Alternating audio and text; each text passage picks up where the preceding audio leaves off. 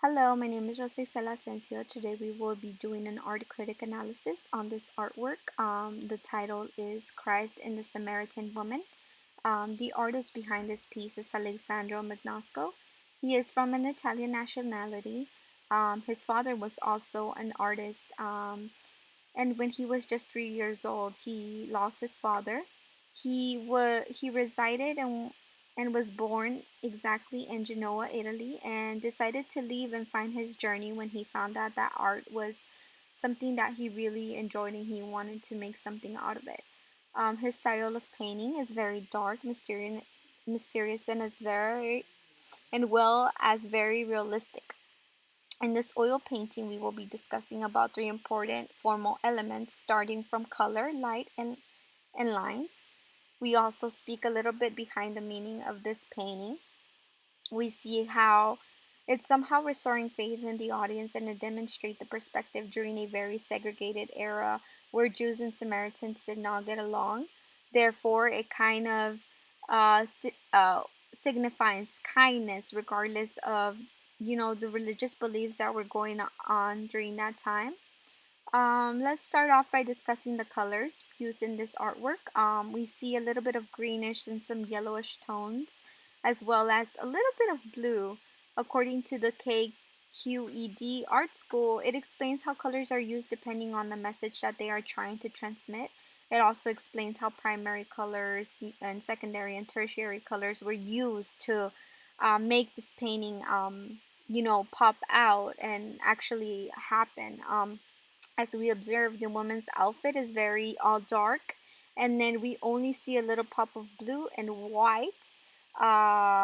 We also see Christ at the bottom wearing very dark clothes, and we see the white bright Bible that is in his lap. Moving on to the light, we in this artwork, it is absorbing the colors and the dirty green tones in this picture.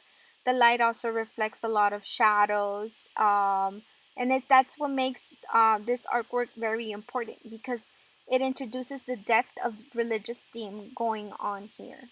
As mentioned by Lucy Lamps, like in lecture Elements of Art Light, the author mentions that light in the art can be implied of natural ways, how we experience in the physical world, or the artist can invent their own way of using it, which is not limited by its natural physical property, which signifies that in art it can be used in several ways to set a tone in the environment in which the piece was painted, in which, you know, the to promote the importance or symbols in this artwork, important, very important symbols.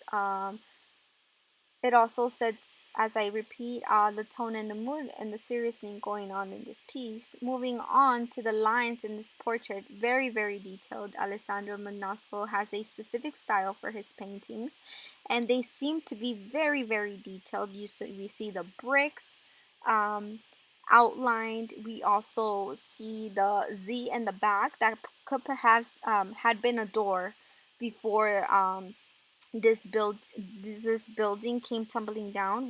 It kind of seems like we're looking at ruins. And in the New York Times analyzing the elements of art, it states that line is the basis of art and expression. No matter the medium, lines are created when the points connect to another. They're inherent in all visual arts from painting to sculpture, and it can be viewed abstractly in performing arts. So, very, very important. We see um, more than anything how this introduces kind of kindness. Alessandro Magnesio wanted us to see the painting very clear because he wanted us to transmit the message, kind of very directly and say, you know what, you know, this woman, although she does not believe in him, she is still providing humanitarian aid and giving him some water, and it just speaks purity and how beautiful uh, the message he is trying to convey, very deep, and um, he didn't make it confusing. He made it very realistic to the point where we the picture is something that we can directly see.